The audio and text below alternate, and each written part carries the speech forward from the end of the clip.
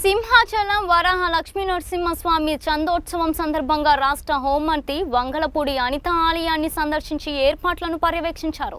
సుమారు 2 లక్షల మంది భక్తులు వచ్చే అవకాశం ఉన్నందున ఎవరికీ ఇబ్బంది కలగకుండా మౌలిక వసతులు, పార్కింగ్ ఏర్పాట్లు పక్కాగా ఉండాలని అధికారులను ఆదేశించారు. భద్రత కోసం ఏఐ టెక్నాలజీని, సీసీ కెమెరాలను వాడుతున్నామని, ఎన్టీఆర్ఎఫ్ బృందాలను కూడా సిద్ధంగా ఉంచామని ఆమె తెలిపారు. సామాన్య భక్తులకు ప్రాధాన్యతనిస్తూ తెల్లవారుజాము నుండే దర్శనాలు ప్రారంభం కానున్నాయని మంత్రి వెల్లడించారు.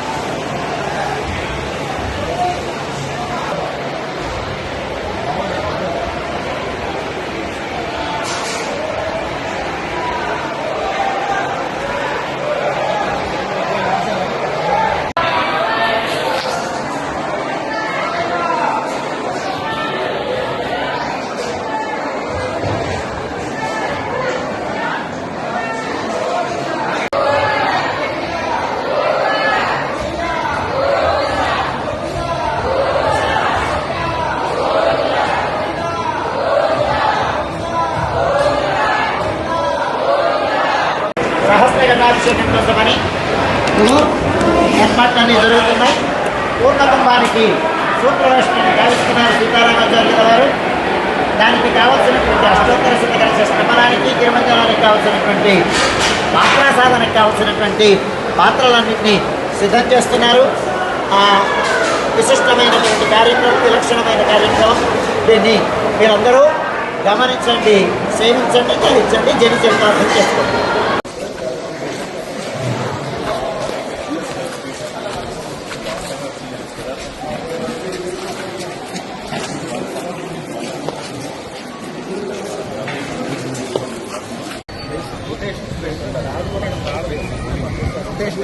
జామ్ అయిందంటే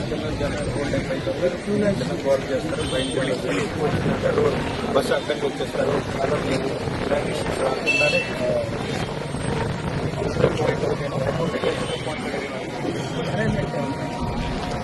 జామ్ అయితే ఇక్కడ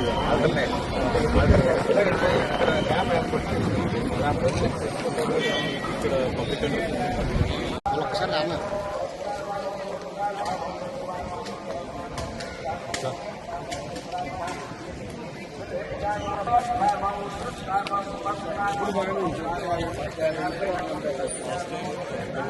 रिवॉल्व किया देना।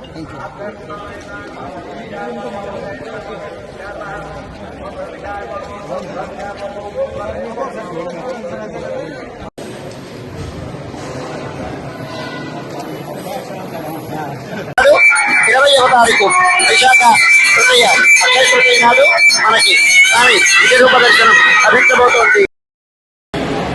గాలి పోవడం కోసం సిబ్బంది చేయాలి. ఆయుర్వేదంలో వాడే ప్రతి శాస్త్రం అయితే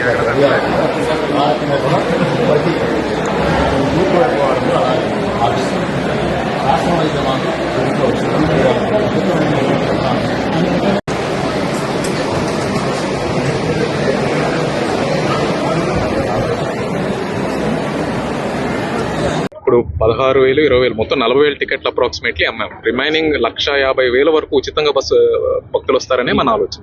మోస్ట్లీ ఫ్రీ దర్శనంలోనే వస్తారని. గత చందనోత్సవాలు ఆల్మోస్ట్ 140,000 వరకు వచ్చారు. ఈసారి మనం 2 లక్షలు వస్తారు అన్న విధంగా మనం ప్లాన్ చేసుకుంటాం. ఈ బస్సు ఏదైతే మనం ప్రొవైడ్ చేస్తున్నామో that is all free of cost. Distribute చేసే వాళ్ళకి వాళ్ళందరికీ డ్యూటీ పాసెస్ ఇస్తున్నాము. ఆ డ్యూటీ పాస్ సంబంధించి పోలీస్కి క్లియర్గా కమ్యూనికేట్ చేస్తున్నాము. అది ఎటువంటి ఇబ్బంది లేకుండా చూసుకుంటాం.